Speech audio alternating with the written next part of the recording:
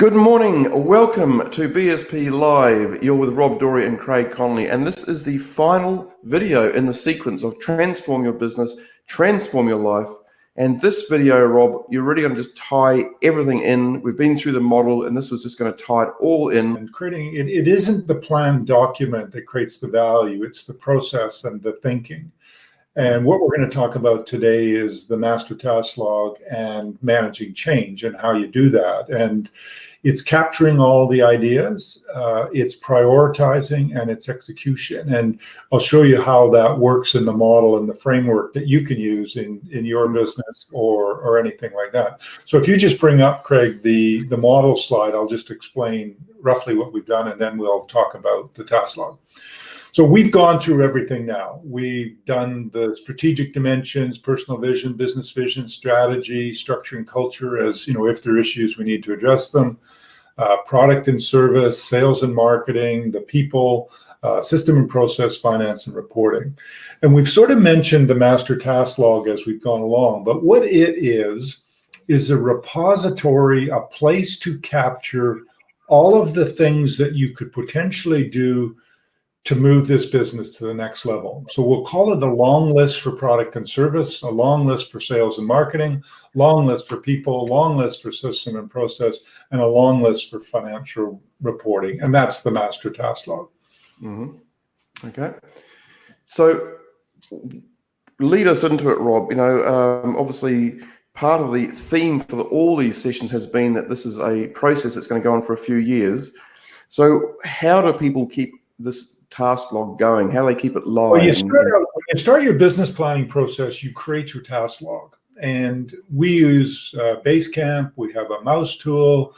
You can use various little simple project management tools.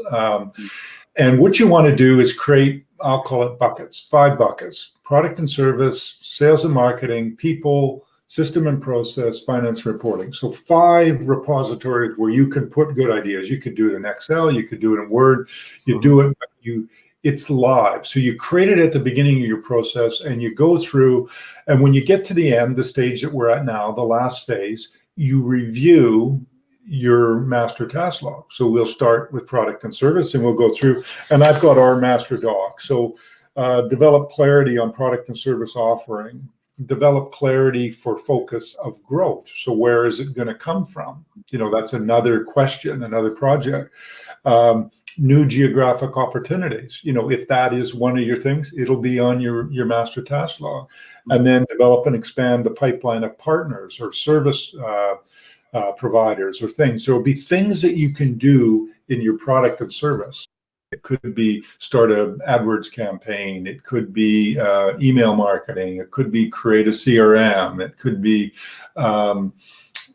do partner marketing with somebody. It could be do some market research. That's one of the things I personally am only sort of getting my mind around after doing this for as long as I have, that market research is valuable. So it'll be on the long list. And then you come across to the other ones. The people one is virtually always long. It tends to be, and you may need to research it. Again, if you happen to be working with us, eventually we've got a model with about 10, 11, 12 dimensions that you overlay in the business. And virtually all of those will have a task to them. What's the other one? System and processes. Maybe it's your accounting system, or maybe it's quite often on the front end of a business, there's something I call production management, but it's managing your supply chain and things like that. And then finance and reporting. Finance and reporting isn't just good annual accounts, it's good monthly accounts, sometimes good weekly numbers. It's the reporting is not just financial KPIs, non-financial KPIs. So, you know, depending on your business, there will be different things. And the trick is to get that long list.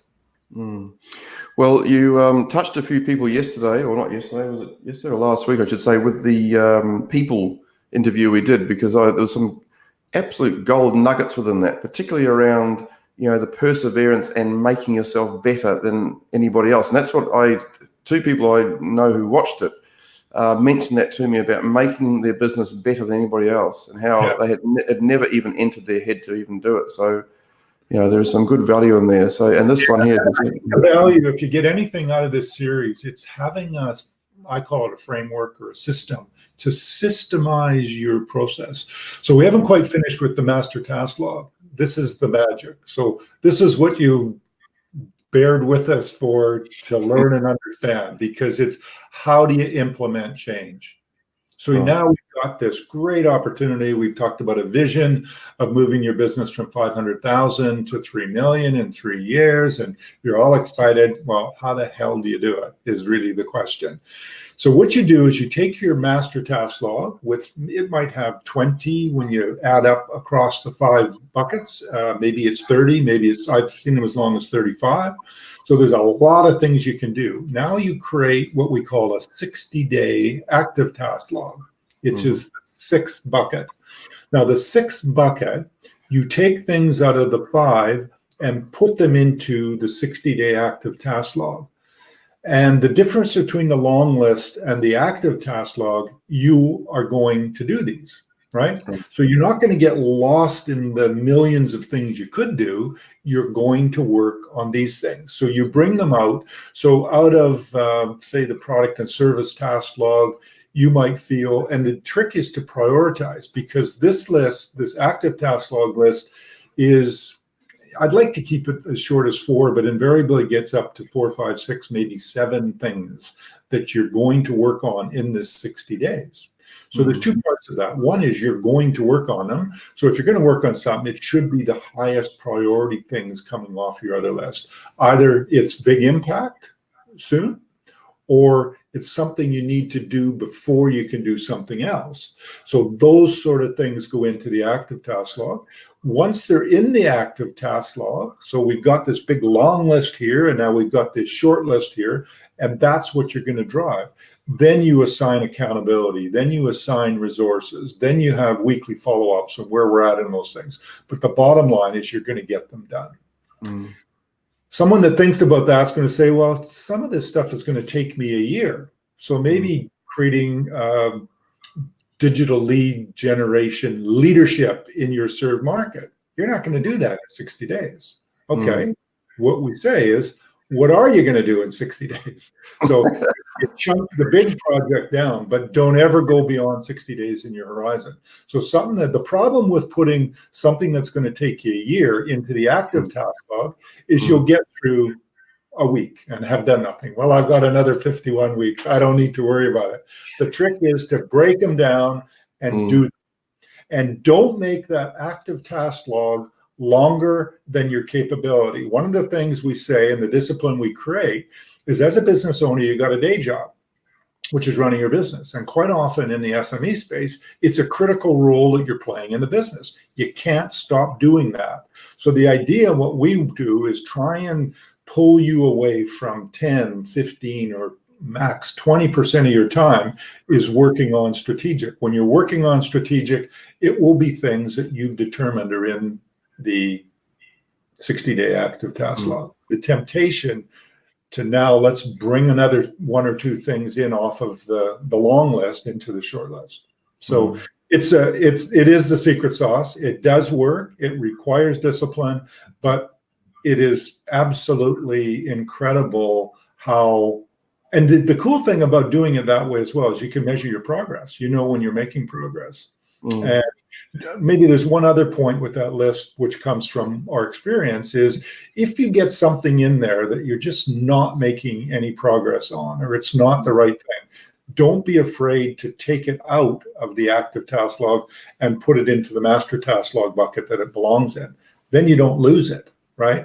And, so don't leave it there. Don't beat yourself up, but work on the things and make progress on the things that are in the 60-day active task log.